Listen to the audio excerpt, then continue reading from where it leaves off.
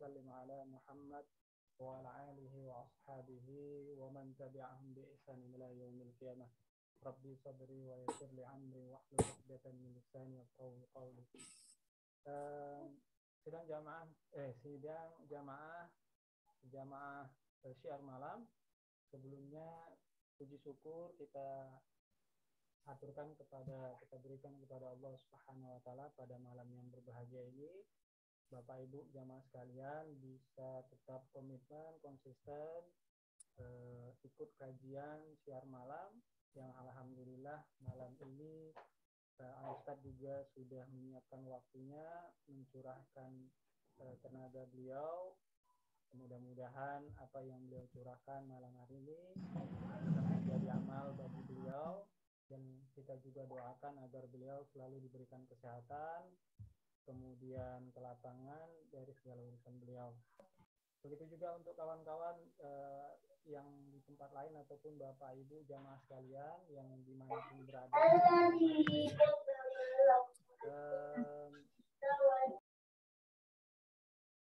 Kami juga doakan agar selalu dalam keadaan sehat dan juga diberikan kelapangan segala urusannya, dan siapa di antara kita yang memang ada dalam keadaan tidak atau kurang sehat, mudah-mudahan diberikan Allah segera kesehatan.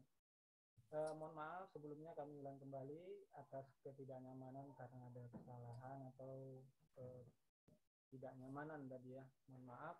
Mudah-mudahan ke depan bisa kita awali lagi sesuai dengan waktunya. Untuk tidak memperpanjang lagi, kami serahkan acara ini kepada Ustadz, Karim Nasim. Tafadhol Ustadz. Ya, terima kasih. Bismillahirrahmanirrahim. Assalamualaikum warahmatullahi wabarakatuh. Suara saya jelas? Jelas Ustadz. Jelas Ustadz. Ada yang bilang. Jelas Pak. Salam. Yang co-hostnya tadi Ustadz nggak jelas. Ya. Alhamdulillahilladzi khalaqal mauta wal hayata liyabluwakum ayyukum amala. Asyhadu an la ilaha illallah wahdahu la syarika lah wa asyhadu anna sayyidana Muhammadan abduhu wa rasuluh alladzi la nabiyya ba'dah. Wassalatu wassalamu ala sayyidil mursalin wa imamil muttaqin wa ala alihi wa ashabihi wa man da'a bi da'wati ila yaumil qiyamah amma ba'du. Wa qala Allah ta'ala fil Qur'anil Karim, a'udzu billahi minasyaitonir rajim. Bismillahirrahmanirrahim. Lau ana ahlal qura amanu wa taqau la fatahna alaihim barakatin minas sama'i wal ardh walakin kazzabu fa akhbarnahum bima kanu yaktubun. Al-ayat. Wa qala Rasulullah sallallahu alaihi wasallam la yu'minu ahadukum hatta yakuna hawa'u tab'an lima ji'tu bihi. Alhamdulillah para pemirsa, rekan-rekan, sahabat-sahabat, Bapak Ibu pemirsa syiar malam, pada kesempatan malam ini untuk pertama kali ya saya bisa bergabung ya dalam acara kajian kitab sistem ekonomi Islam, dan dari panitia atau dari tim syiar malam itu pernah menghubungi saya gitu kan, beberapa minggu yang lalu ya, dan alhamdulillah kita bisa realisasikan pertemuan ini. Kita mulai di awal bulan Desember ini. Kita akan mengkaji ke depan mungkin secara rutin insyaallah ya, dalam waktu kurang lebih 1,5 jam. Di dalam waktu 1,5 jam kita akan mendiskusikan, membahas ya secara detail mungkin kitab Sistem Ekonomi Islam karya Syekh Taqiyuddin An-Nabhani. Walaupun mungkin nggak akan saya baca kalimat per kalimat ya kan, karena membutuhkan waktu yang cukup lama ya. Tapi mungkin kita akan baca ringkasan dari masing-masing bab ya. Mudah-mudahan saya bisa membuat ringkasan dalam bentuk PowerPoint ya, atau PPT. Nah, jadi supaya efektifnya nanti saya mungkin menyediakan waktu setengah jam untuk diskusi, 1 jam untuk pemaparan. Kalau misalnya 1 jam selesai pemaparan tidak ada yang bertanya, ya berarti cukup 1 jam ya. Jadi kalau masih ada yang perlu didiskusikan, nah kita ada waktu sesuai dengan waktu yang disiapkan oleh panitia, yaitu sampai setengah 10 ya. Jadi ada 30 menit waktu kita untuk diskusi. Baik, mohon izin share ya untuk kesempatan pertama kali ini ya.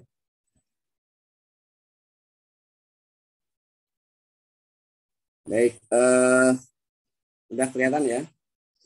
Jadi sesuai dengan permintaan dari panitia, kita akan menelaah ya kitab karya fenomenal salah seorang ulama ya, kita akhirin ya, ulama abad 20 yaitu Syekh Taqiyuddin An-Nabhani.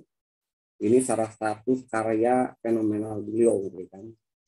Di dalam kitab Sistem Ekonomi Islam ini nanti kita akan mendapatkan gambaran saya kira secara utuh walaupun hanya dalam bentuk global bagaimana kerangka sistem ekonomi Islam. Kenapa? Karena kalau kita perhatikan hari ini ketika berbicara tentang sistem ekonomi Islam, yang lebih menonjol, yang lebih mengemuka itu hanya terkait dengan lembaga keuangan syariah, gitu kan. Baik bank, asuransi, ya, maupun juga yang terkait dengan itu ya. Misalnya BMT atau juga wakaf, infak, atau sedekah ketika berbicara tentang keuangan publik. Tapi hal-hal yang sangat mendasar yang justru itu akan memberikan jaminan kesejahteraan itu belum tergambar secara utuh di tengah-tengah kehidupan kaum muslimin. Nah, Syekh Taqiyuddin An-Nabhani dalam sistem ekonomi Islamnya nanti akan memberikan gambaran saya kira secara utuh ya terkait dengan sistem ekonomi Islam ini.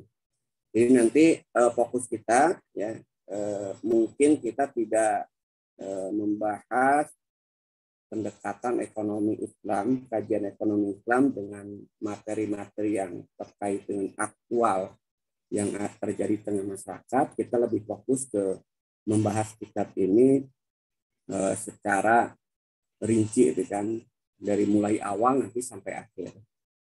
Karena di beberapa channel yang lain saya juga ngisi secara rutin, ya kan?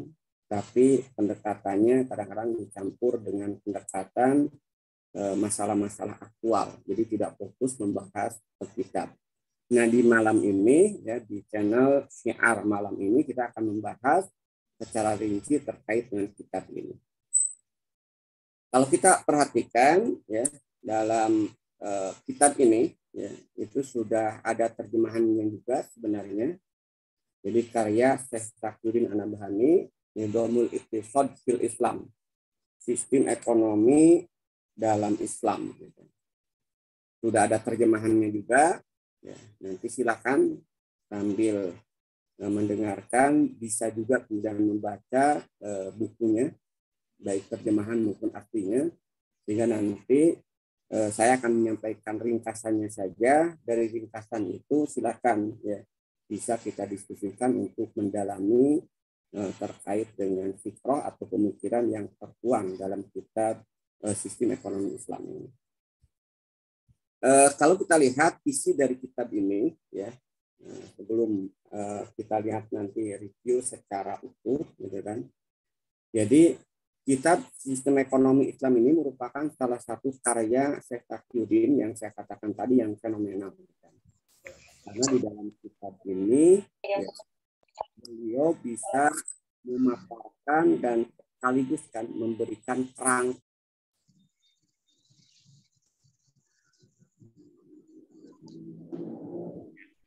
secara utuh terkait dengan sistem ekonomi Islam.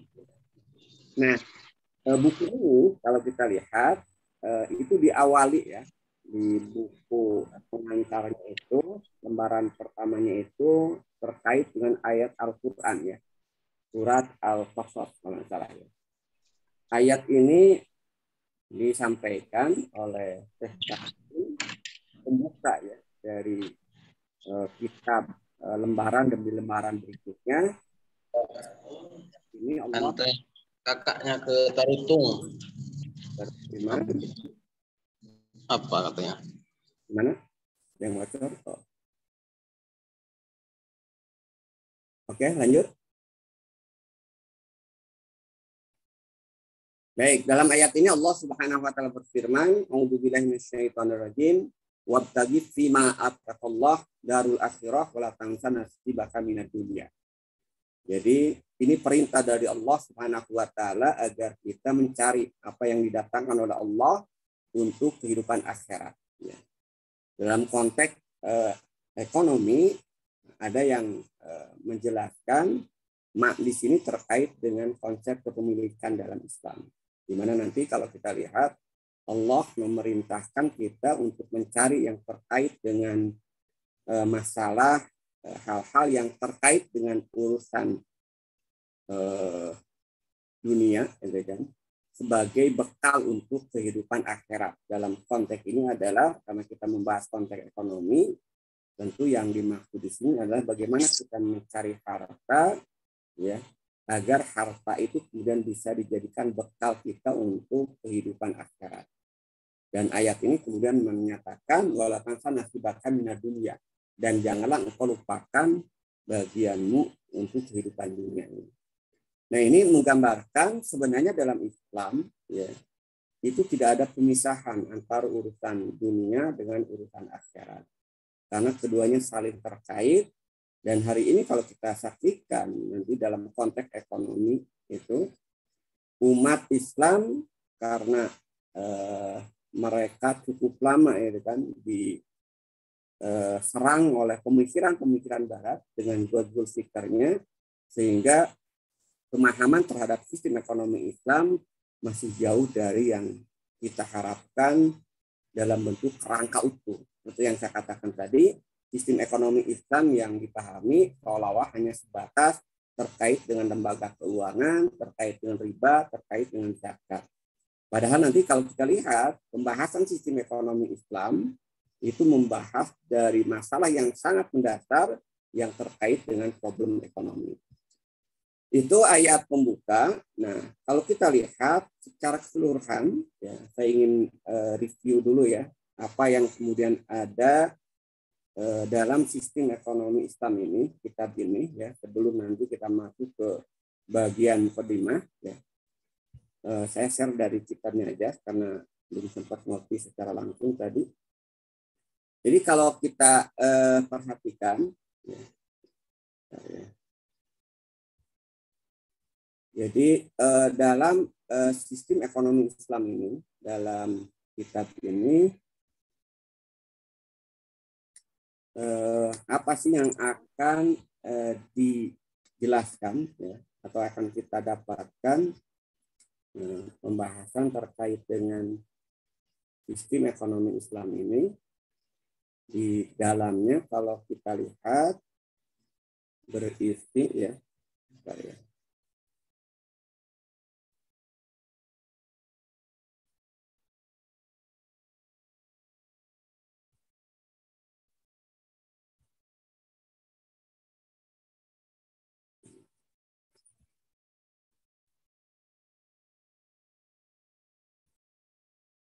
baik, sebelum ke kelihatan sudah muncul dan belum?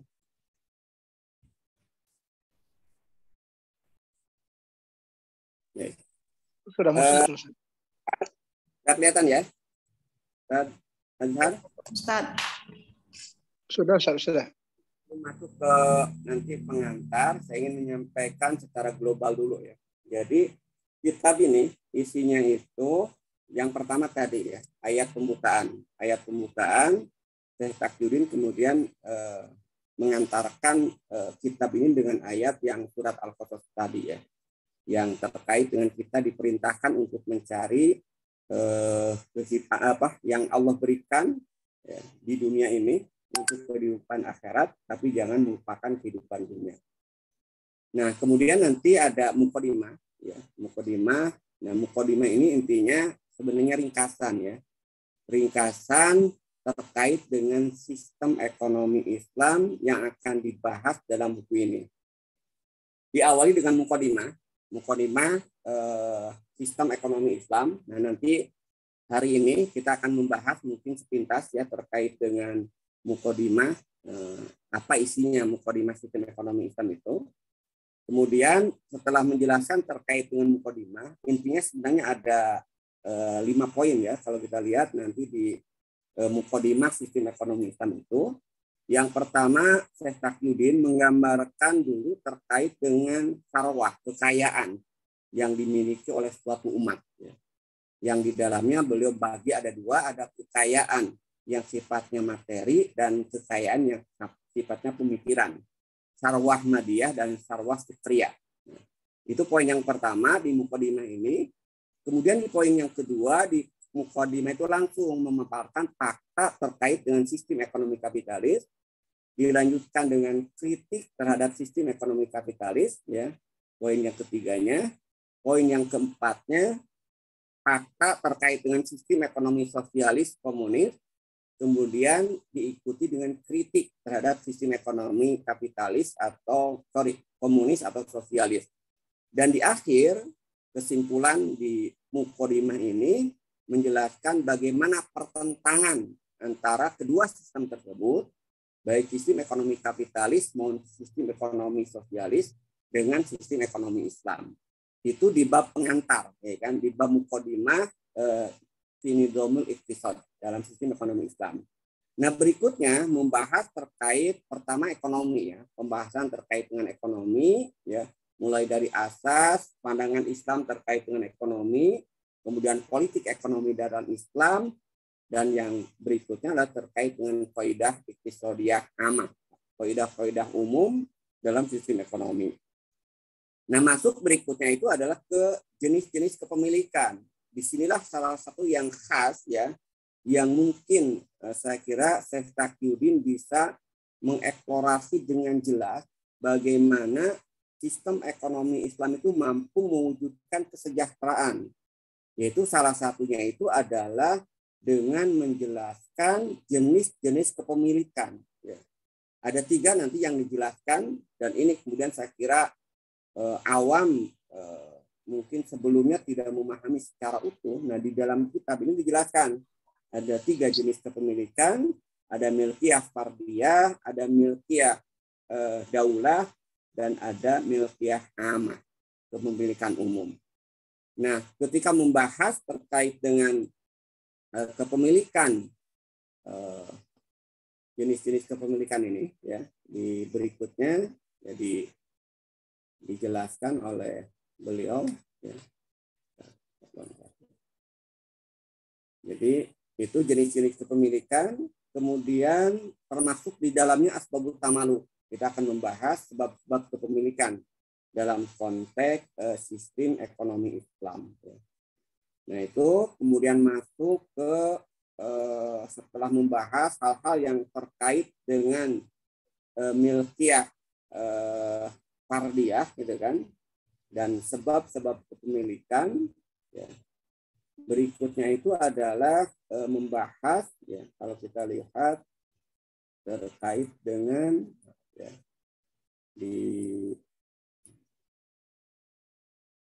jadi ada milkiyah fardiyah, ya. Kemudian ini yang cukup panjang saya kira. Nah, di dalam milkiyah fardiyah ini nanti akan banyak kita berhubungan atau pembahasan terkait dengan fikih ya, fikih-fikih yang menyangkut muamalah ya dalam konteks ekonomi. Ya. Nah, yang kedua nanti itu membahas terkait dengan kepemilikan ya, milkiyah amah ya. Jadi tadi milkiyah fardiyah itu sangat banyak sekali dibahas secara rinci, bagaimana cara mendapatkan harta, bagaimana cara mengelola harta, bagaimana mendapatkan harta nanti yang dilarang, pengembangan harta yang dilarang, dan yang lain-lainnya.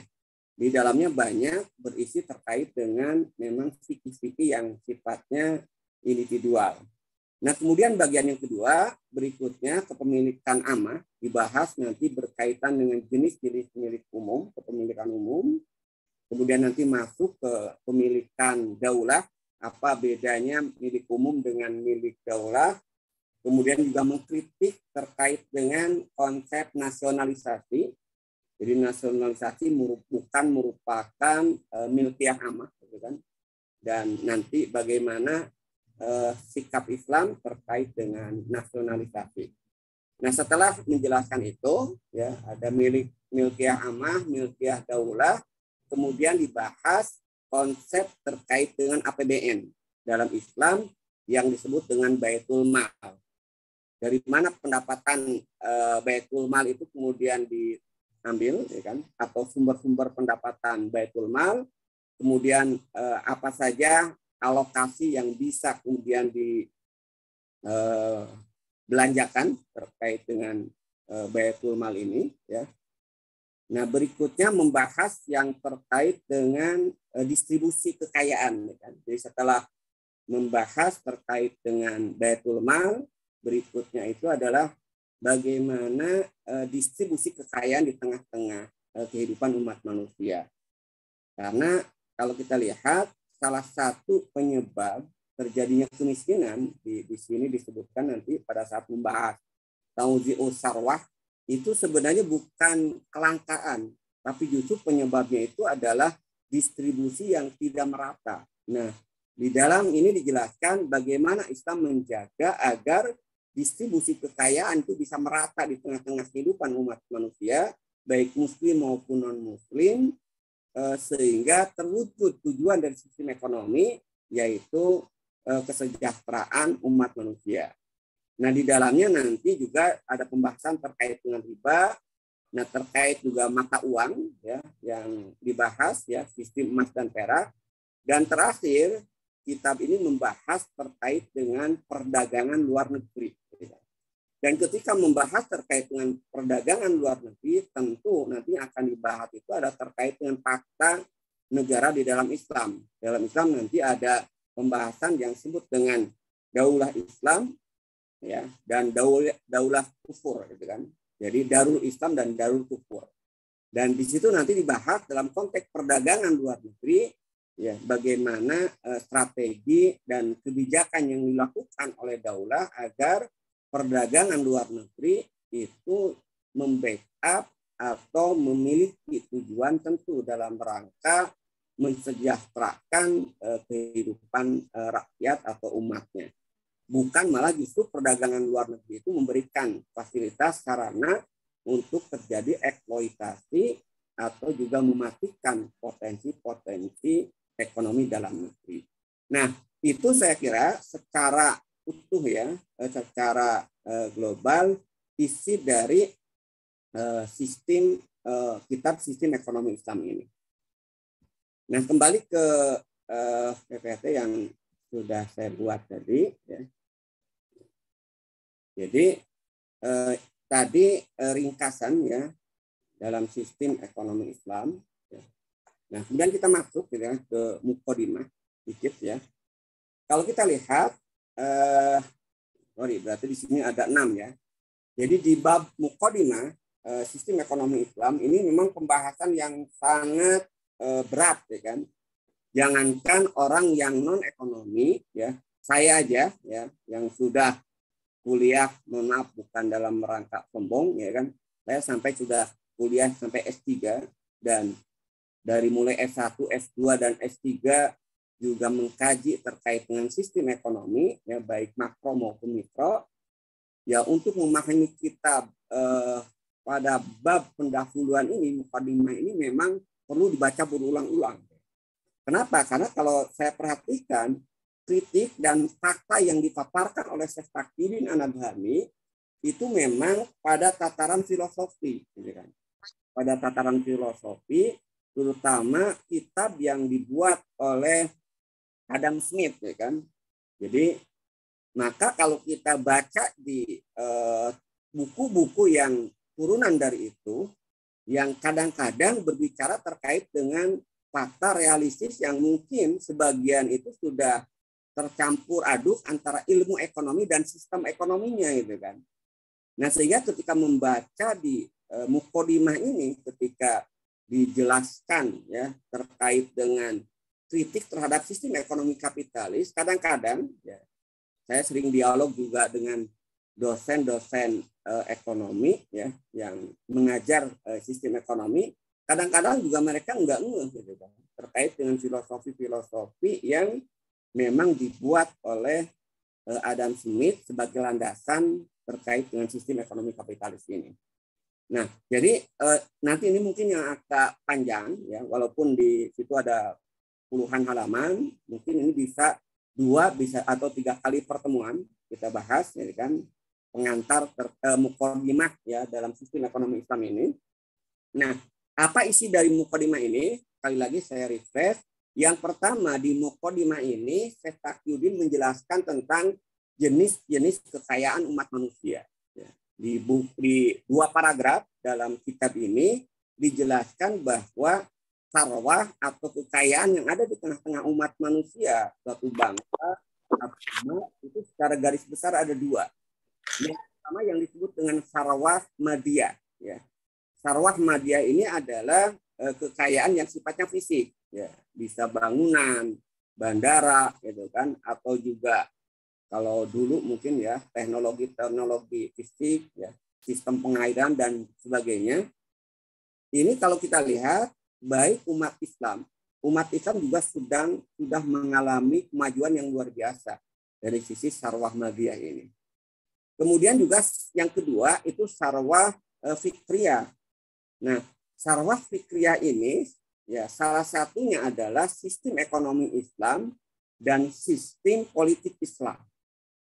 Nah, hari ini kalau kita lihat, Syekh Taqiyuddin menjelaskan salah satu yang kemudian diserang atau bahkan kemudian dimanipulasi habis-habisan terkait dengan sistem kehidupan ya dari sisi sarwah fikriyah ini, yang Barat sampai secara serius ya membuat manipulasi dan juga menyerang itu 2 sistem ini. Yang pertama sistem ekonomi dan yang kedua sistem politik.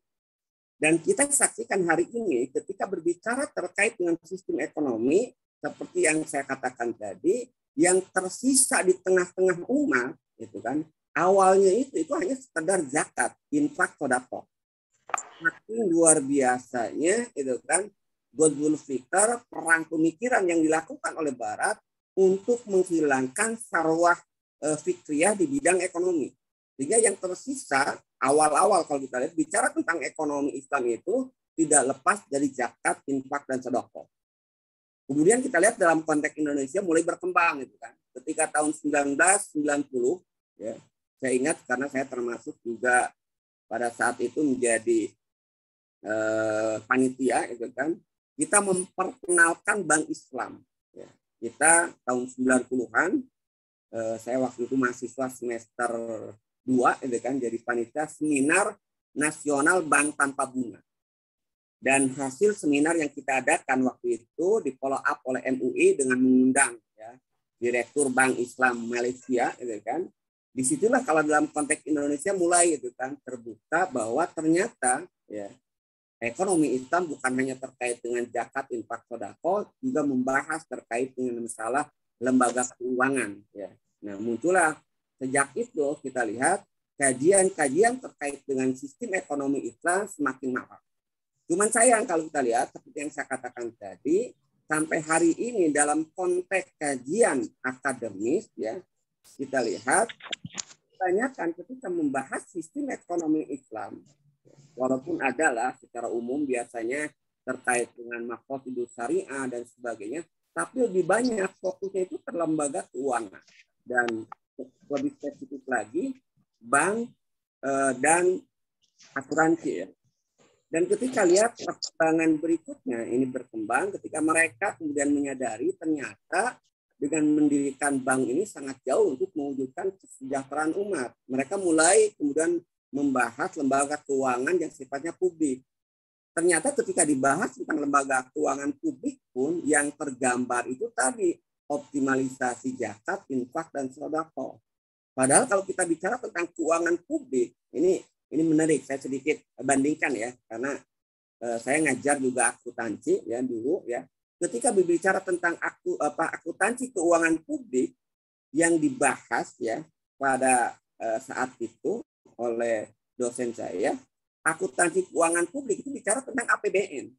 Tapi sayangnya ketika berbicara tentang tentang keuangan publik syariah, yang dibahas bukan APBN syariah, tapi yang dibahas itu adalah optimalisasi zakat, infak, sedekah, dan wakaf. Jadi ada semacam istilahnya itu pengurangan gitu kan.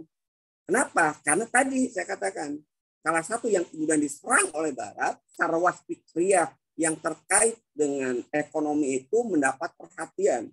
Termasuk juga kalau kita lihat ketika di tengah-tengah umat kaum muslimin ini menganggap bahwa ekonomi itu sesuatu yang sifatnya ilmu gitu kan. Sehingga kita boleh kemudian mengambil dari Barat. Dan ketika kita belajar sistem ekonomi itu tidak dipisahkan antara ilmu dengan sistem. Nah itu yang pertama dijelaskan di sini ya. Yang kedua, kekayaan sarwah fikriyah yang kemudian juga hilang, nyaris juga kemudian tidak dipahami secara utuh di tengah-tengah kehidupan kaum muslimin, itu terkait dengan sistem politik. Sehingga ketika berbicara tentang sistem politik Islam, yang tersisa itu lebih banyak pada saat itu adalah musyawarah. Gitu kan. Bahkan sering kita dengarkan bahwa demokrasi itu esensinya musyawarah, dan musyawarah itu kemudian berasal dari Islam. Nah, itu yang kita lihat. Nah, jadi itu bagian yang pertama ya di mukadimah ini menjelaskan jenis-jenis kekayaan umat manusia. Nah, di situ juga dijelaskan kalau kekayaan madiyah hancur, tapi selama kemudian kekayaan fikriyahnya masih ada, ya maka umat bisa dengan cepat itu bisa kembali. Nah, hari ini dijelaskan oleh Syekh Taqiyuddin di pengantar ini gambaran terkait dengan sarwah fikriyah di tengah-tengah umat itu mulai muncul kembali. Kajian tentang politik Islam, kajian terkait dengan sistem ekonomi Islam sekarang semakin marak, gitu kan? Nah, sehingga ini adalah dampak disebutkan dalam kitab itu dakwah yang terus-menerus kemudian dilakukan oleh kelompok-kelompok dakwah untuk mengembalikan Islam ini sebagai sebuah sistem kehidupan. Nah, itu yang dua faktor di mukadimah. Berikutnya itu membahas terkait dengan fakta sistem kapitalis, ya. Kemudian kritik terhadap sistem ekonomi kapitalis. Berikutnya menjelaskan terkait dengan fakta sistem ekonomi sosialis komunis, kritik terhadap sistem sosialis dan komunis, dan terakhir di mukadimah ini membahas terkait dengan pertentangan kedua sistem tersebut, yaitu sistem ekonomi kapitalis dan sistem ekonomi komunis dengan sistem ekonomi Islam. Baik, kita masuk mungkin yang ini sampai jam 9, Kang Azhar ya. Paparannya saya akan memaparkan satu slide aja terkait dengan fakta sistem ekonomi kapitalis. Nah, nanti rinciannya mungkin minggu depan. Jadi nanti sampai jam 9 saya akhiri paparan saya, setengah jam berikutnya kita diskusi. Nah, kalau kita baca di mukadimah itu ketika Syekh Taqiyuddin menjelaskan fakta terkait dengan sistem ekonomi kapitalis, nah ini saya tandai gitu kan. Jadi ini adalah sudut pandang yang dikemukakan oleh Syekh Taqiyuddin berdasarkan pembahasan dalam kitab atau buku yang dibuat oleh Adam Smith. Jadi apa sih yang disebut dengan sistem ekonomi kapitalis? Intinya kalau kita lihat, sistem ekonomi kapitalis itu adalah sekumpulan prinsip-prinsip ekonomi yang menyerahkan pengaturan masalah ekonomi atau hubungan manusia dengan kekayaan kepada prinsip liberalisasi. Sehingga sistem ekonomi kapitalis itu juga sering disebut dengan sistem yang menyerahkan kepada mekanisme pasar. Nah, bagaimana hubungan maaf ya, apa sih yang dibahas hubungan manusia dengan kekayaan? Ya, itu sebenarnya terkait dengan 3 hal. Ya. Jadi kalau kita lihat, yang pertama terkait dengan problem ekonomi yang mendasarkan kepada kelangkaan. Ya. Jadi kalau kita lihat prinsip-prinsip ekonomi kapitalis ya yang menjadi titik pembahasan penting oleh Syekh ya. Syekh ini orang tua itu maksudnya bukan Syekh ulama itu kan. Syekh Adam Smith kan. Dia menyatakan bahwa yang pertama itu adalah kelangkaan. Ya, nanti kita bahas terkait dengan kelangkaan ini dari sisi fakta dan dari sisi juga kritiknya. Jadi kelangkaan sebagai problem ekonomi. Yang kedua itu nilai barang, ya, value. Jadi dalam sistem ekonomi kapitalis, ya, nilai barang yang dihasilkan itu betul-betul dibahas secara rinci. Ya. Nah, nanti akan ada, ya, saya contohkan juga salah satu sudut pandang sistem ekonomi kapitalis melihat bahwa nilai barang itu bersifat relatif. Ya.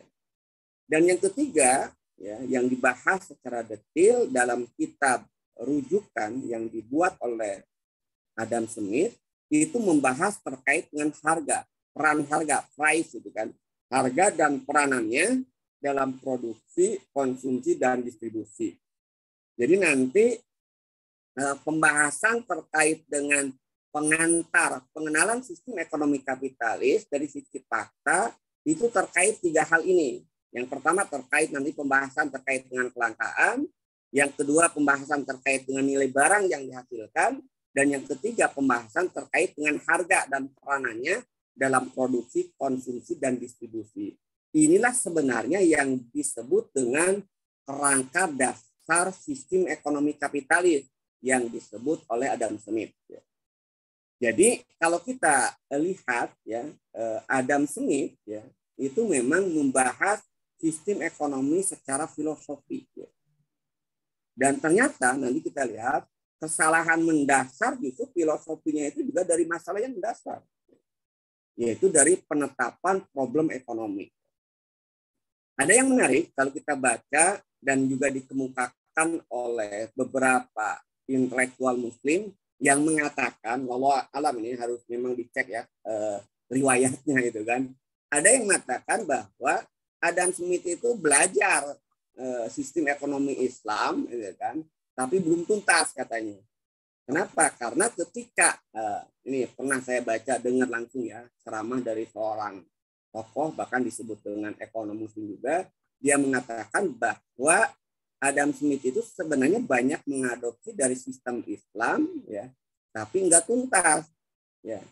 Misalnya ketika membahas terkait dengan menyerahkan pada mekanisme pasar, katanya Adam Smith itu hanya membahas atau membaca hadis ya yang terkait dengan larangan negara dalam hal ini Rasulullah untuk intervensi terhadap harga. Harga itu diserahkan kepada mekanisme pasar.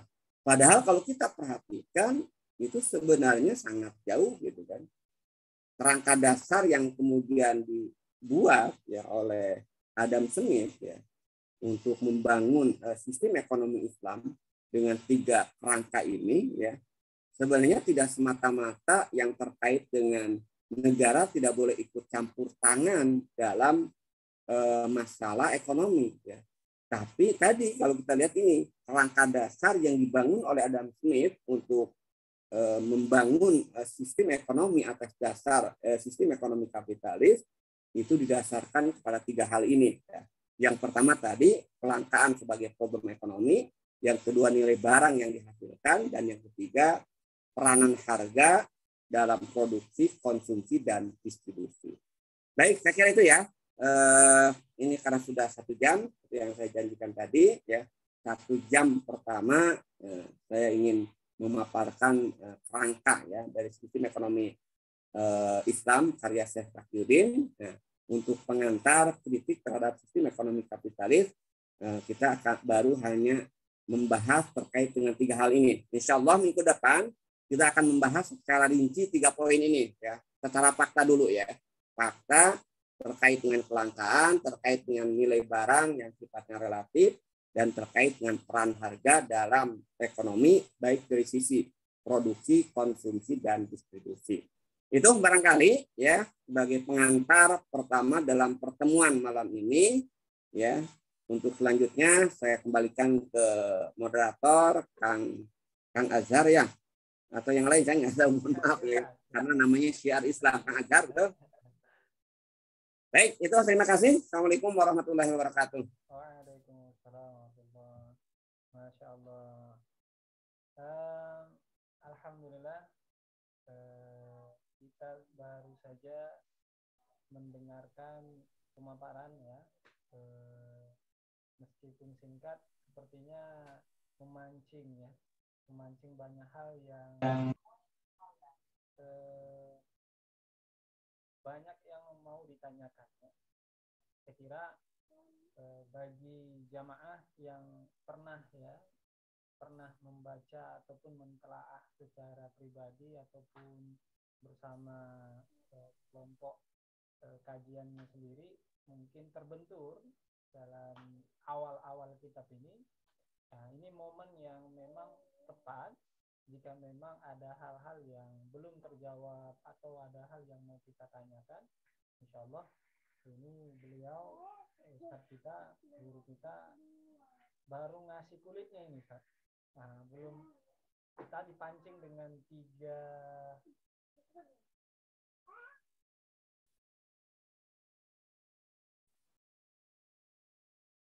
mohon maaf, dengar suaranya nih yang Kedengar cuman suara antum agak ini kurang keras, Ustaz. Kurang keras ya? Ya. Oke, saya ulang ya. Terima kasih pada Ustadz. Tadi udah memaparkan, kami kira sangat luar biasa. Terutama yang pernah mengkaji ataupun secara pribadi ataupun berkelompok, terkendala mungkin terkait dengan pembahasan awal-awal kitab ini, muqaddimah. Saya kira tadi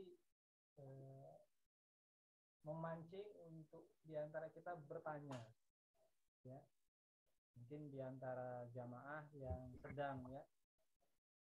sedang mentelaah.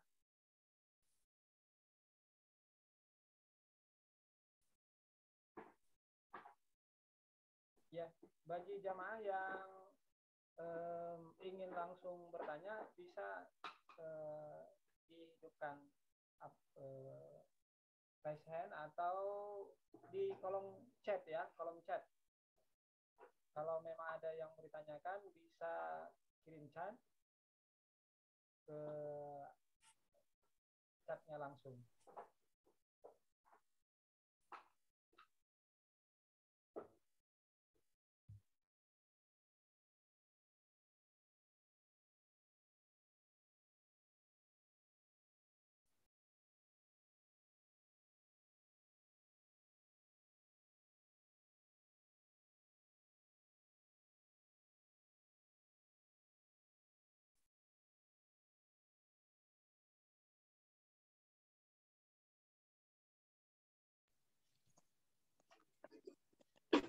Ya, untuk seluruh jamaah, kami ulangi kembali, mungkin di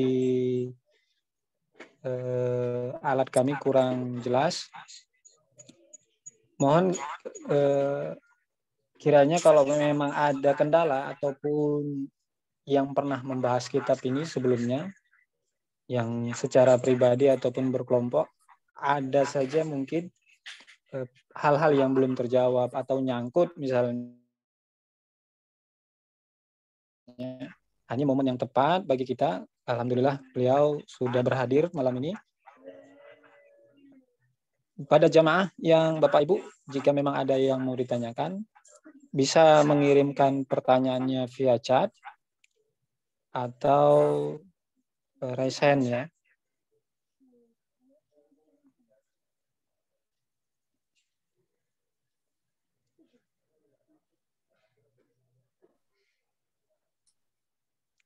Ya, alhamdulillah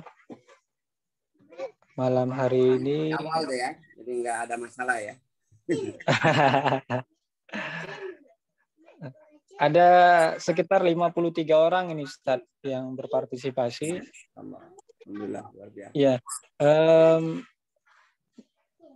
waktu saya membahas kitab ini Ustadz, di awal memang ada diskusi yang ingin kita jelas seperti yang Ustadz singgung tadi tentang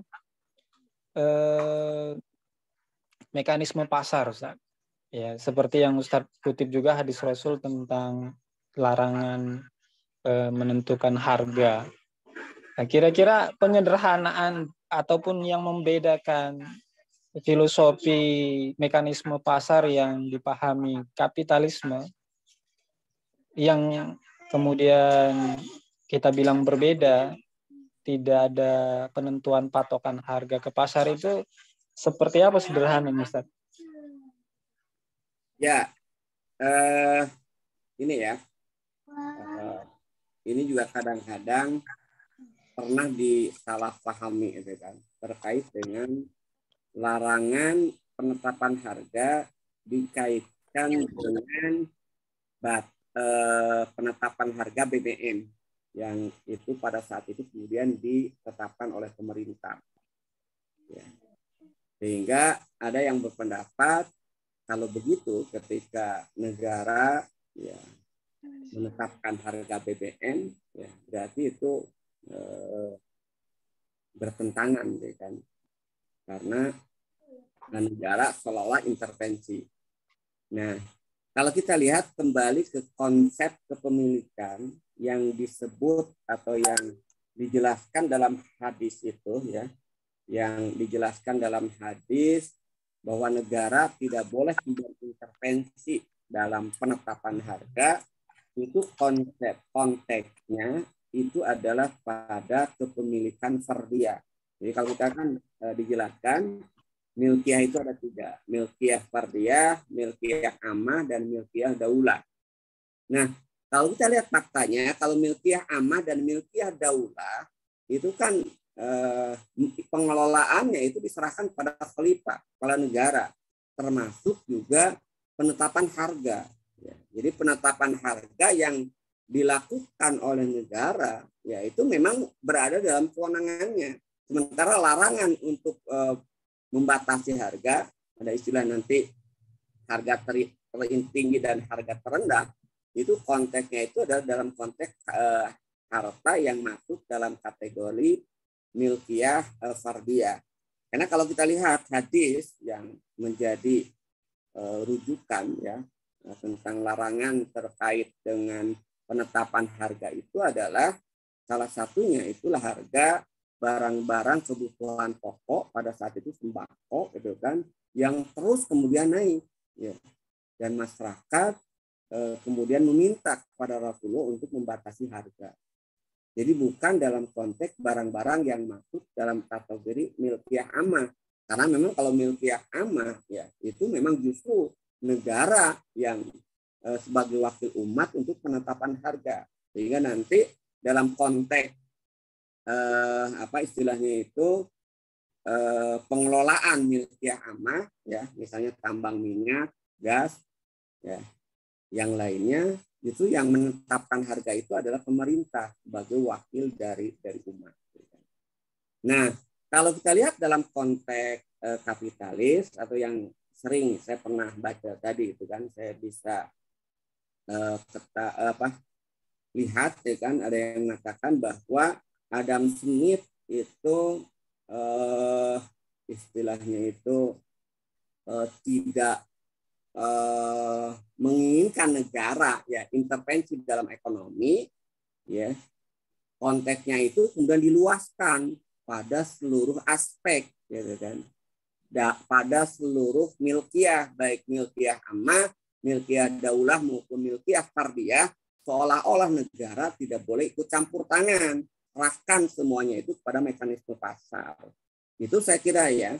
Dan menarik ini pengalaman saya ya ketika kuliah S3, pada saat itu saya ada kuliah umum ya untuk semua mahasiswa S3 ekonomi yang memberikan kuliahnya itu secara pribadi itu soleh, secara ritual ya, maksudnya ibadahnya sholatnya rajin lah gitu kan.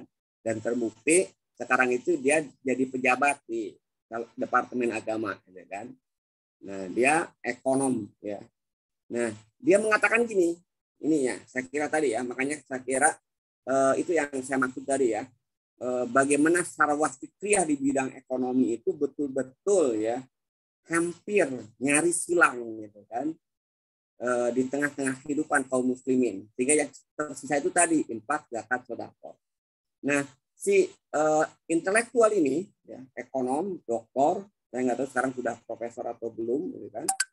Nah, ketika memberikan kuliah umum di mahasiswa pasca sarjana di kampus saya, dia mengatakan gini,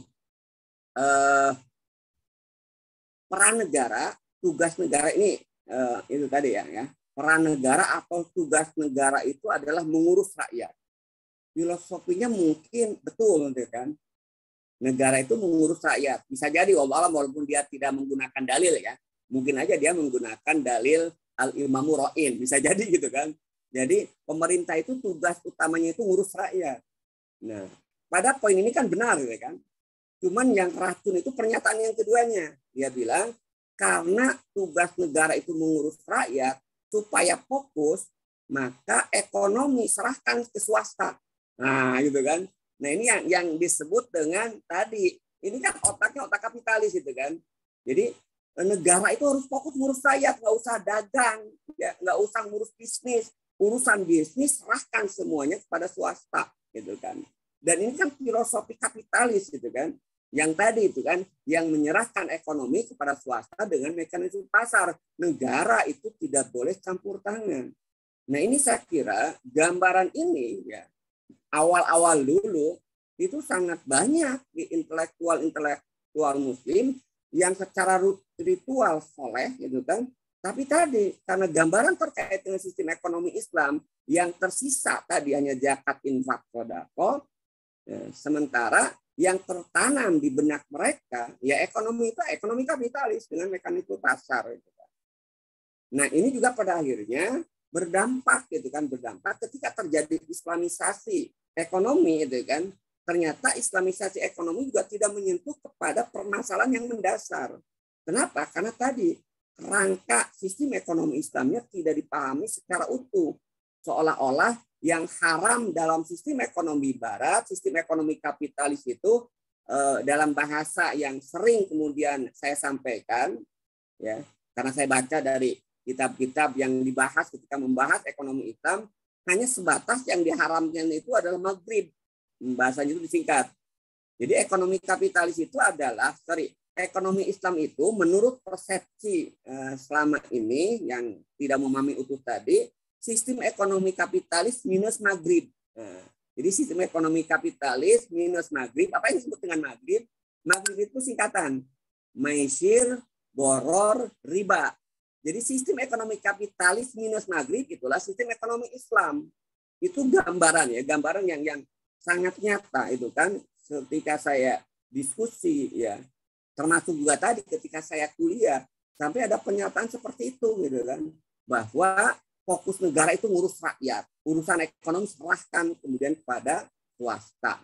Nah, tentu kalau kita lihat bagi kita yang sudah membaca buku ini gitu kan akan tersenyum gitu kan mendengar pernyataan sang guru besar di bidang ekonomi kapitalis ya, walaupun tidak menyebut ekonomi kapitalis gitu kan. Karena memang secara ritual tadi dia orang yang soleh gitu kan, minimal sholatnya rajin. Itu saya lihat ya. Jadi memang pemahaman terkait dengan mekanisme pasar ini yang tadi seolah-olah mekanisme pasar itu justru berasal dengan mendasarkan tadi hadis yang melarang Rasulullah sebagai kepala negara untuk menetapkan harga. Padahal konteksnya larangan penetapan harga, intervensi terhadap harga itu adalah itu terkait dengan pengaturan harga yang masuk dalam kategori milkiyah fardiyah. Itu tidak bisa digeneralisasi seolah-olah negara itu semuanya dilarang untuk terlibat dalam ekonomi. Ekonomi harus diserahkan kepada mekanisme pasar. Itu ya, Kang Azhar. Ya, syukur Ustaz. Jadi mudah-mudahan kita bisa memisahkan ya untuk Bapak Ibu jamaah yang setelah dijelaskan beliau bahwa ada perbedaan mekanisme pasar yang dipahami dalam menentukan harga komoditi yang ditentukan oleh negara atau kepemilikan umum ataupun yang diproduksi secara individu, Ustaz ya. Ya. Oke. Ini ada masuk pertanyaan nih, Ustaz. Ada 3 pertanyaan. Kita jawab nih, Ustaz ya. Saya bacakan ini dari ibu atau Mbak nih ya, ibu ya. Ibu sama Ummu Hasna. Ini pertanyaannya sama. Assalamualaikum Ustadz. Mohon dijelaskan apa yang membedakan antara ilmu dengan sistem ekonomi. Nah, pertanyaannya sama nih Ustadz. Dari 2 ibu, Bu Ani dengan Bu Ummu ya, Ummu Hasna, sama-sama ibu sih. Nah, ya, pertanyaannya bedanya apa Ustadz antara ilmu dan sistem ekonomi? Tafadhol Ustadz. Ya, baik. Nanti mungkin akan kita jelaskan secara rinci ya ketika mengkritik terkait dengan sistem ekonomi kapitalis ini. Salah satu problem itu memang sistem ekonomi kapitalis tidak memisahkan antara ilmu dan sistem. Nah, kalau saya lihat sebelum saya jawab itu ya, kalau saya lihat ada apa di balik pencampur adukan antara ilmu dan sistem yang diajarkan oleh para kapitalis kan ketika membahas ekonomi. Menurut saya ada dua kemungkinan dugaan, karena kan kalau untuk melihat pastinya apa istilahnya itu harus nanya ya pada mereka. Tapi kalau dugaan saya ketika apa istilahnya itu dalam ekonomi kapitalis ketika membahas ilmu ekonomi, mereka tidak membahas antara sistem dan ekonomi, ilmu dan sistem itu kan, ilmu ekonomi dan sistem ekonomi. Alasan atau alasan husnudonnya, walaupun pada orang kafir nggak boleh husnudon ya kan. Alasan husnudonnya itu adalah memang bagi mereka nggak ada kebutuhan untuk membedakan antara ilmu dan sistem, ya kan. Jadi dalam konteks kapitalis ya, karena tidak ada halal haram ya, tidak ada pembedaan antara ilmu dan sistem. Itu alasan yang pertama husnudonnya. Tapi ini yang lebih besar peluangnya karena mereka ingin ya kan umat Islam itu kemudian tertipu dan tidak menolak.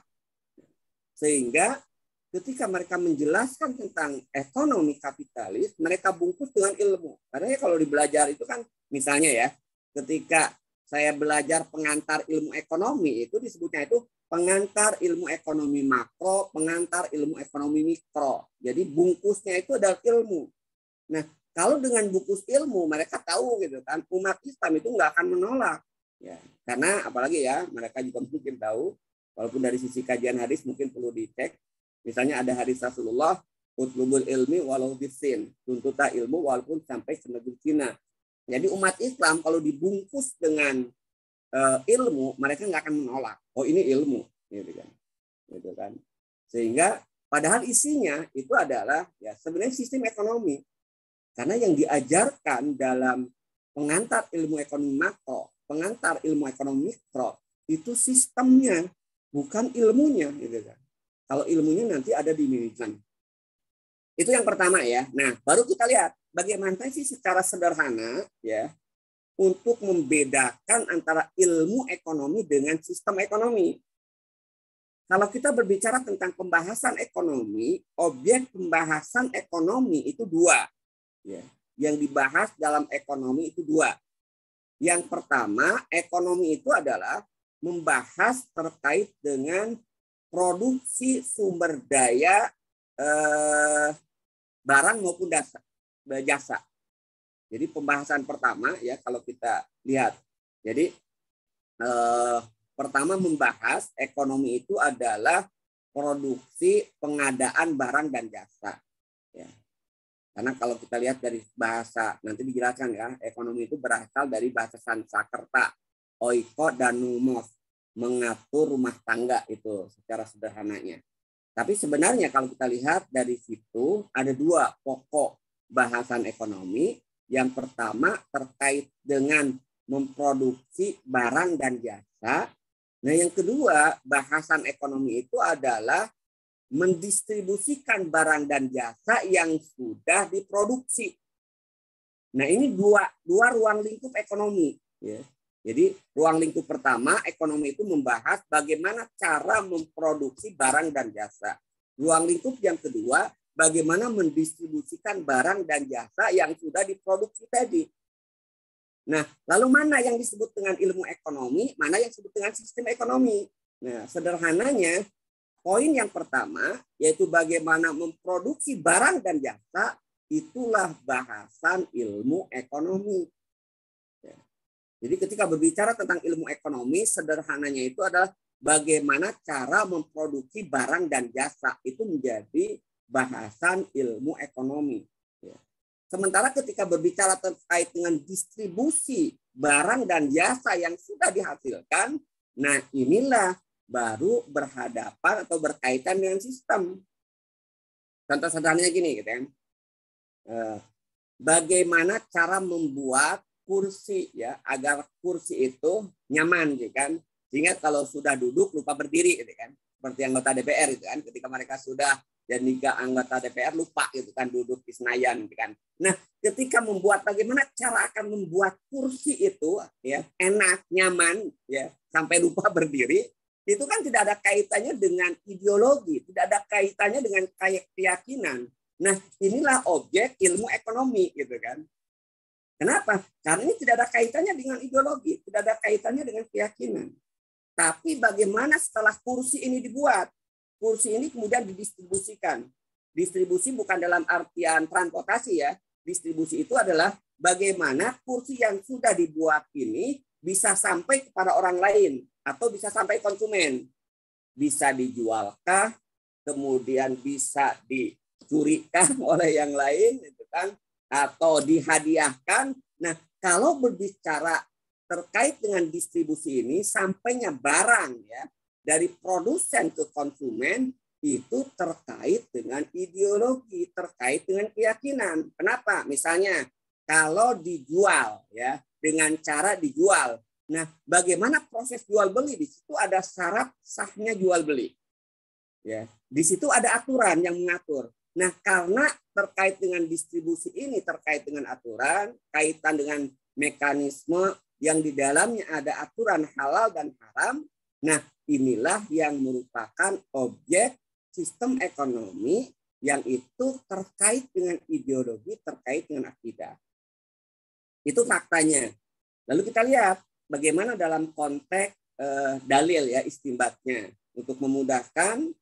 Nah, dalil terkait dengan ilmu ekonomi yang itu netral, bebas. Ini yang sering kita mungkin dengar hadisnya. Tapi kalau kita lihat ketika membahas terkait dengan hadis ini, kalau orang tidak memahami juga, ini menjadi dasar sekuler juga, gitu kan. Padahal hadis ini konteksnya dalam konteks tadi ekonomi, produksi. Rasulullah menyatakan antum a'lamu bi umuri dunyakum. Hadis ini konteksnya kalau kita lihat asbabul wurud dari hadis ini terkait dengan penyerbukan korma. Nah, tapi digunakan di generalisasi. Saya pernah ini dialog dengan orang-orang UIN gitu kan, bahkan dari Fakultas Syariah gitu kan. Dia mengatakan urusan politik, urusan ekonomi mah urusan dunia gitu kan. Itu mah diserahkan kepada kita. Rasul menyatakan antum a'lamu bi umuri dunyakum. Padahal konteks hadis ini adalah terkait dengan sains dan teknologi, terkait dengan bagaimana cara, nah tadi ya, bagaimana cara memproduksi agar kurma itu produksinya itu berlipat ganda, gitu kan. Nah, disitulah masuk dalam konteks sains. Disitulah Rasul mengatakan antum a'lamu bi umuri dunyakum. Tapi kalau kita lihat dalam konteks distribusinya, ya distribusi itu, nah maka ini terkait dengan ideologi. Kalau terkait dengan ideologi, terkait dengan keyakinan, maka dalil yang kita gunakan itu kan man amila amalan laisa ali amruna fahuwa radun. Ya, apa yang kemudian dilakukan yang itu tidak dicontohkan oleh Rasulullah, maka perbuatan itu tertolak. Atau misalnya ayat yang bisa kita lihat yang terkait dengan ini ya, wa ma'atakumur rasul fahuduhu wa manahakum anhu fantahu. Itu saya kira ya. Jadi intinya secara sederhananya kalau membedakan ilmu ekonomi dengan sistem ekonomi, bahasanya itu kalau ilmu ekonomi berbicara terkait dengan produksi barang dan jasa, sistem ekonomi itu adalah membahas terkait dengan distribusi barang dan jasa, gitu kan. Kaitannya dengan distribusi, tapi maknanya distribusi bukan dalam transportasi, tapi yang dimaksud itulah bagaimana barang yang sudah dihasilkan itu bisa sampai kepada konsumen atau bisa sampai kepada orang lain. Dan disitulah terkait dengan aturan dan hukum. Itu ya, barangkali Kang Azhar. Oke, alhamdulillah. Kami kira Ibu Ani dengan Umu Hasnan tadi sudah cukup jelas ya. Beliau ngasih pembanding yang mana contoh untuk terapan ilmu ekonomi dan sistem ekonomi. Alhamdulillah, saya kira ini udah cukup paham ya. Simpel kok tadi beliau ngasih contoh tadi. Ini ada 2 pertanyaan lagi ini Ustadz. Kita lanjut ya. Oke. Tapi ini kalau dilihat pertanyaannya belum masuk nih Ustadz dari penjelasan Ustadz malam hari ini. Kita baca dulu Ustadz ya. Assalamualaikum Ustadz. Mau bertanya terkait dengan filosofi dasar kesalahan dari beberapa aliran ekonomi sosialis jika kita bandingkan dengan sistem Islam. Saya ulang pertanyaan Ustadz. Mau bertanya terkait filosofis dasar kesalahan dari beberapa aliran ekonomi sosialis jika kita bandingkan dengan apa maksudnya? Kurang jelas ini.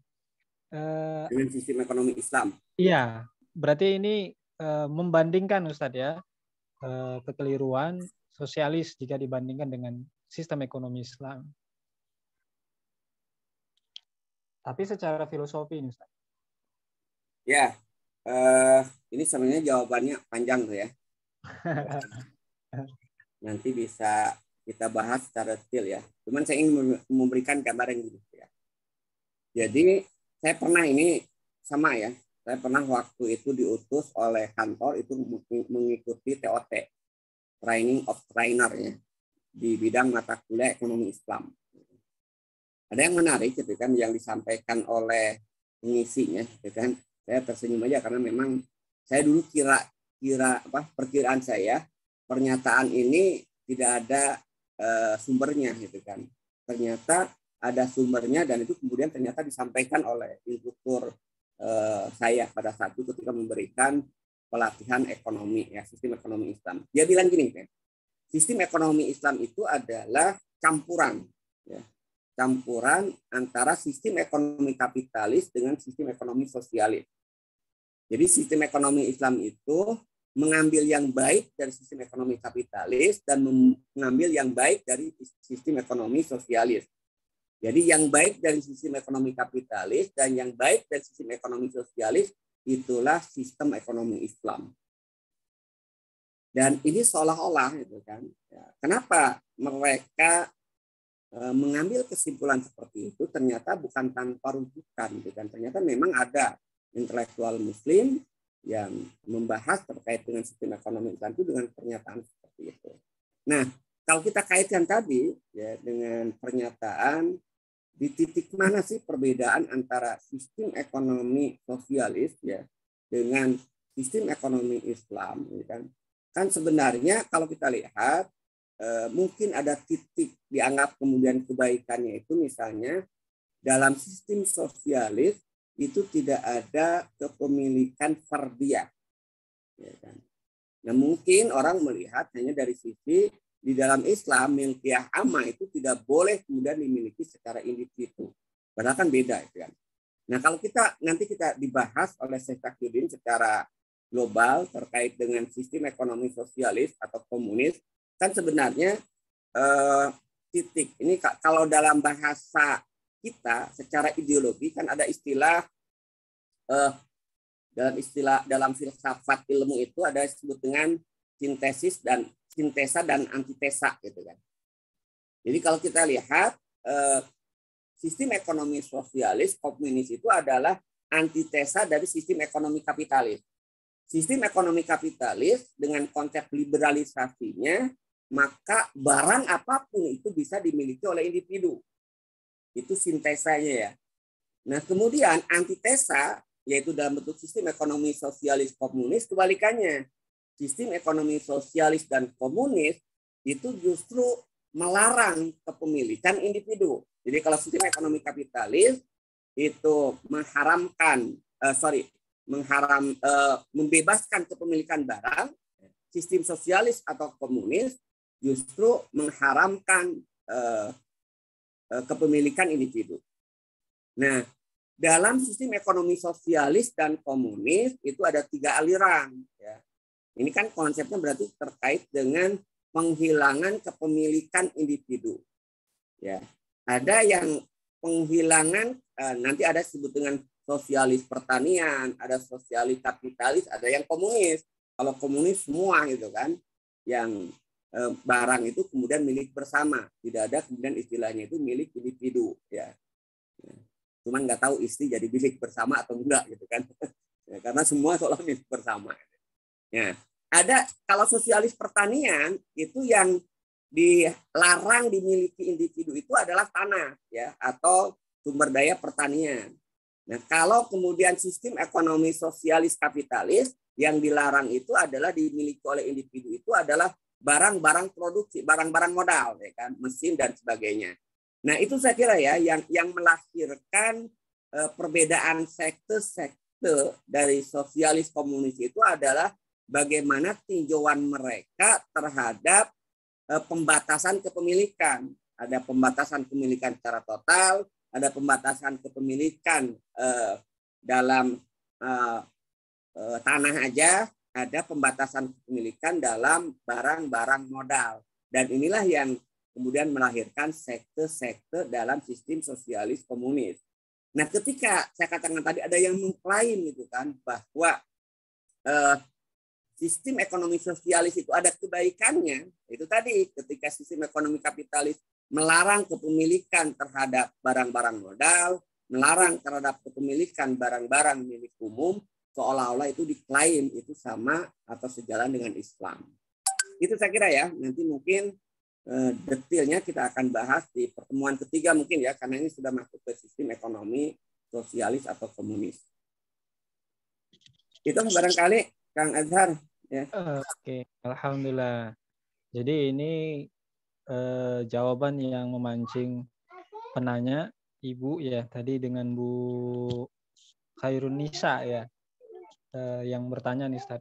Jadi Ibu ini ditantang nih untuk datang lagi di pekan depan ataupun jamaah yang lain ditunggu nih jawaban detailnya lagi. Nah, beliau hanya ngasih kulitnya ini masih. Yang mudah-mudahan di pekan yang akan datang bisa lebih rinci lagi, yang lebih simpel lagi ya. Ini waktunya udah jam 9:32 nih Ustaz. Tapi masih ada satu pertanyaan lagi nih Ustaz. Yang mana Ustaz? Boleh dijawab Ustaz? Ya, bolehlah secara umum. Apa ini? Terakhir ya. Ya, Oke. Jadi buat jamaah yang sudah ingin bertanya, ya bisa saja pertanyaannya dipending dulu untuk disiapkan di pekan depan ya. Ini pertanyaan terakhir seperti yang beliau ini minta tadi, Bu Siti Wardah dari Medan Ustaz. Afwan Ustaz. Nah, ini pertanyaannya masih seputar sistem ekonomi ini Ustaz. Mohon dijelaskan ulang Ustaz, bagaimanakah kita bisa memahami dengan mudah dan gamblang untuk paham perbedaan antara sistem ekonomi pada 3 ideologi, Islam, kapitalis, maupun sosialis. Saya ulang lagi Ustaz ya. Afwan Ustaz, mohon dijelaskan ulang bagaimanakah kita bisa memahami dengan mudah dan gamblang untuk perbedaan antara sistem ekonomi pada 3 ideologi, Islam, kapitalis, dan sosialis. Jazakallah khair. Nah, itu Ustaz, pertanyaan dari Ibu Wardah tadi ya. Ya. Tafadhol Ustaz. Jadi kalau kita lihat ya kerangka ini bicara kerangka ya. Kalau kita bicara terkait dengan kerangka sistem ekonomi, ya. Jadi nanti kalau kita lihat kerangka sistem ekonomi itu nanti kita bisa menilai dan membedakan antara apakah itu sistem ekonomi Islam, sistem ekonomi kapitalis, atau sistem ekonomi sosialis. Ada 3 sebenarnya indikator yang bisa dengan mudah kita membedakan apakah ini Islam, kapitalis, atau sosialis. Apa 3 itu? Yang pertama terkait dengan konsep milkiyah, ya kan?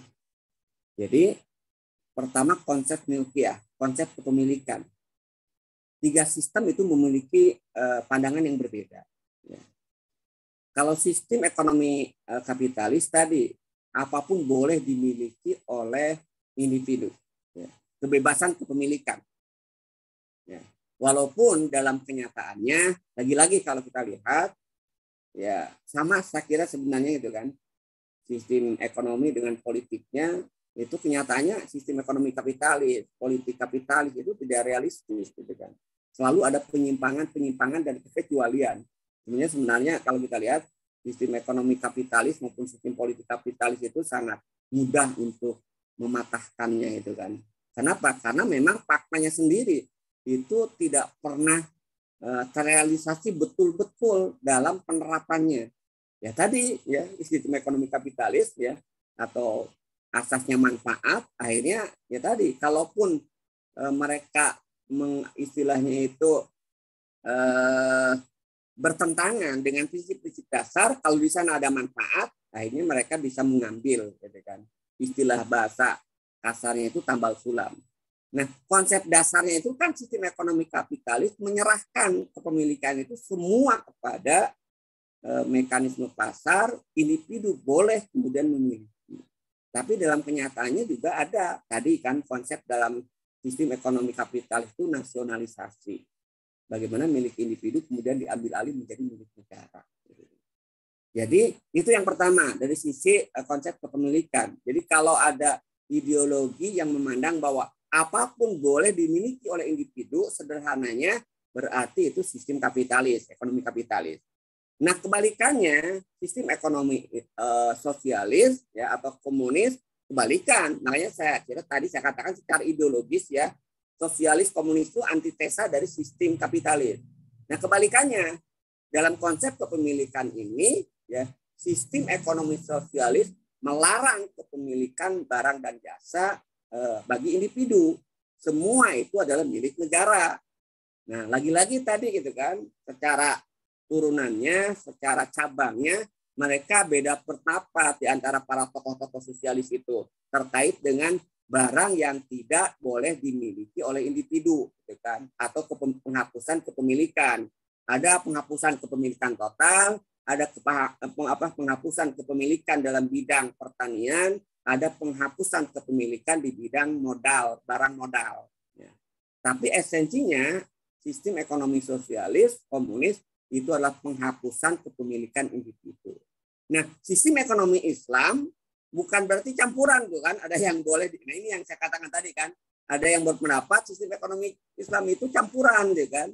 Ada yang tidak boleh dimiliki oleh individu, ada yang boleh dimiliki oleh individu. Jadi kebaikan dari sistem ekonomi kapitalis dan keburukan dari sistem ekonomi kapitalis dibuang, mengambil kebaikan dari sistem ekonomi sosialis dan membuang keburukan dari sistem ekonomi sosialis. Itulah sistem ekonomi Islam menurut beberapa kalangan tadi. Nah, Islam memberikan sudut pandang yang khas terkait dengan kepemilikan, di mana kepemilikan barang dan jasa seperti yang saya katakan tadi dalam Islam itu ada 3. Ada kepemilikan individu, milkiyah fardiyah, ada kepemilikan umum, milkiyah ammah, dan yang ketiga ada kepemilikan negara, milkiyah daulah. Nah, itu pertama ya, perbandingan secara ideologi dalam konsep kepemilikan. Yang kedua, indikator yang membedakan ideologi ya dalam perspektif ekonomi itu adalah tasarruf. Tasarruf itu pengelolaan barang dan jasa. Pengelolaan atas kepemilikan, pengelolaan atas kepemilikan.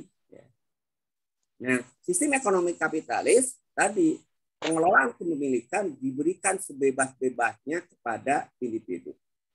Di dalam ekonomi Islam ada Sementara dalam sistem ekonomi kapitalis, semua pengelolaan barang dan jasa itu dikembalikan kepada negara. Individu ketika dia melakukan pengelolaan terhadap tasarruf terhadap barang dan jasa ini itu atas dasar perintah negara, tugas negara itu kan. Nah, itu yang kedua itu kan tasarruf ya, pengelolaan. Dan yang ketiga distribusi ya, distribusi dari sudut pandang distribusi ya. Sistem ekonomi kapitalis menyerahkan distribusi tadi semuanya kepada mekanisme pasar. Antitesisnya sistem ekonomi sosialis menyerahkan distribusi kepada negara. Nah, dan Islam lagi-lagi itu kan, kalau orang yang berpendapat gabungan tadi menggabungkan keduanya, ada yang oleh negara, ada yang diserahkan kepada mekanisme pasar, gitu kan. Padahal tidak seperti itu, gitu kan. Kenapa? Karena semuanya di dalam Islam itu dibangun didasarkan kepada dalil, gitu kan. Didasarkan kepada dalil distribusi terkait dengan sumber ekonomi, barang dan jasa, ada yang memang diserahkan kepada mekanisme pasar, ada yang memang wajib dikelola oleh negara yang kemudian mengatur. Itu saya kira ya secara sederhananya perbandingan ideologi dilihat dari sudut pandang ekonomi, gitu kan. Indikatornya itu 3 ya. Yang pertama konsep kepemilikan, yang kedua pengelolaan terhadap kepemilikan, dan yang ketiga itu terkait dengan distribusi barang dan jasa di tengah-tengah masyarakat, bagaimana mekanismenya. Itu saya kira ya. Oke. Ya, Bung Azhar ya, karena Medan kan. Saya kan aja dari tadi saya orang Sunda aja. Maaf. Ya, alhamdulillah. Terima kasih kepada Ustadz. Tadi pertanyaan terakhir yang dijawab dari Ibu apa tadi ya? Ibu Siti Wardah dari Medan juga nih Ustaz. Ya alhamdulillah. Terakhir ini partisipan 53 orang. Ada beberapa pertanyaan tadi yang masuk. Semuanya sudah dijawab oleh Ustadz kita, guru kita. Walaupun pertanyaannya sudah pengen buka pertanyaan di pertemuan yang kedua ya. Ya alhamdulillah beliau menyampaikan materi terkait dengan awal tadi ya, filosofi pandangan ekonomi dalam kapitalis berkaitan dengan problem ekonomi yang dimunculkan ya, yang dinilai oleh kapitalis, ada kelangkaan, kemudian juga berkaitan dengan sudut pandang value, nilai, dan price, harga yang dinilai dari sudut pandang kapitalis. Sampai di situ tadi yang beliau sampaikan, beliau juga akan menjelaskan detailnya bagaimana kapitalis memandang tentang 3 hal tadi ya, problem ekonomi. Terima kasih kepada seluruh jamaah, Bapak Ibu yang telah bersedia mengorbankan waktunya, berpartisipasi, gabung ke dalam kajian siar malam terkait dengan telaah kitab Nidhamun Iqtisad fil Islam karya Syekh Taqi Nabhani. Sebelum ditutup, kami mohon kepada Ustadz Harim untuk memberikan closing statement ataupun ringkasan ya berkaitan dengan materi malam hari ini. Tafadhol Ustaz. Ya, saya kira ini kan orang-orang cerdas semua ya, saya nggak usah ngasih. Insya Allah. Tapi intinya insya Allah ya, supaya nanti lebih clear, menurut saya satu hal yang memang agak sulit dijaga itu istiqomah. Saya berharap mudah-mudahan bisa istiqomah ya dalam melakukan kajian ini sehingga kita bisa diskusi secara utuh gitu kan terkait dengan isi dari kitab yang disampaikan oleh Syekh Taqiyuddin An-Nabhani. Itu barangkali ya yang closing statement saya.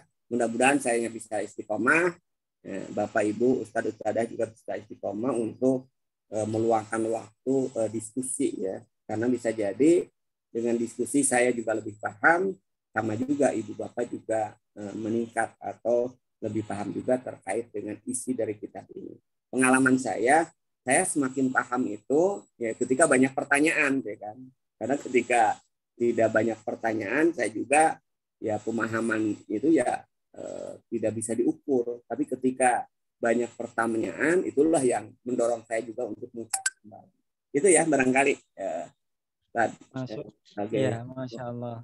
Ya, terima kasih, kurang lebihnya mohon maaf. Billahi sabilillah. Assalamualaikum warahmatullahi wabarakatuh. Waalaikumsalam. Ya, alhamdulillah. Terima kasih Ustadz, jazakallah. Jadi harapan beliau kepada kita semua agar penjelasan beliau ini clear, penjelasan kitab ini tidak ada yang terpotong. Memang harapan beliau dan harapan kita bersama, Bapak Ibu dimanapun berada, bisa istiqomah Ustadz ya. Ya kita saling mendoakan, bisa saling mengingatkan karena kita sudah ada di grup WA Syiar Malam, bisa juga mengingatkan teman-teman yang lain yang di satu grup ataupun yang ingin gabung bisa terus bergabung. Yang bisa ini ngasih komen dulu ini, yang siap istiqomah untuk hadir di pekan depan untuk sesi yang kedua pembahasan bab Muqaddimah. Kira-kira ada ini yang siap untuk hadir lagi? Silakan di komen aja di chatnya langsung untuk Bapak Ibu. Ya, alhamdulillah.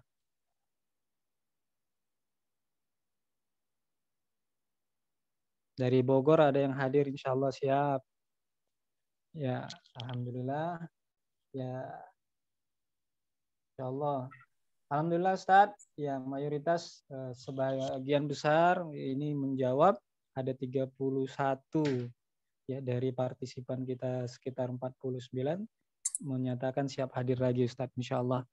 Ya alhamdulillah, mudah-mudahan kita doakan Bapak Ibu jamaah sekalian bisa dalam keadaan sehat terus, kemudian dilapangkan waktu, terutama juga kita doakan, mari kita doakan guru kita Ustadz Arif Nasim juga bisa terus sehat, membersamai kita, terus memberikan pencerahan, penjelasan, sarah tentang kitab Nidhamul Iqtisad ini, sehingga kita betul-betul paham, dan paling penting di sini adalah warisannya, khasanah Islam yang kontemporer yang dimiliki oleh ulama mutakhir seperti yang beliau sampaikan, dan kita adalah asetnya ya, karena kita asetnya sehingga nanti ke depan di tengah-tengah umat kita juga yang akan menjelaskan, memberikan pencerdasan kepada umat. Pada Ustadz, terima kasih atas waktunya yang telah diberikan bisa menjelaskan ke kita. Dan kepada Bapak Ibu, terima kasih juga telah bergabung. Dan insya Allah kita akan ketemu lagi di sesi pembahasan kitab Nidhamul Iqtisad di bagian kedua ya, bab Muqaddimah. Mohon maaf jika ada kesalahan tadi yang kita terlambat membukanya dan ada kesalahan ucapan. Mohon maaf juga ada kesalahan sikap di antara kami yang kami tidak sengaja. Wabillahi taufiq wal hidayah. Kemudian kita tutup dengan doa kifaratul majelis. Subhanakallahumma wa bihamdika asyhadu an la ilaha illa anta astaghfiruka wa atubu ilaik. Assalamualaikum warahmatullahi wabarakatuh. Kalau saya lihat ya Ustaz. Allah Ustaz. Allah Ustaz.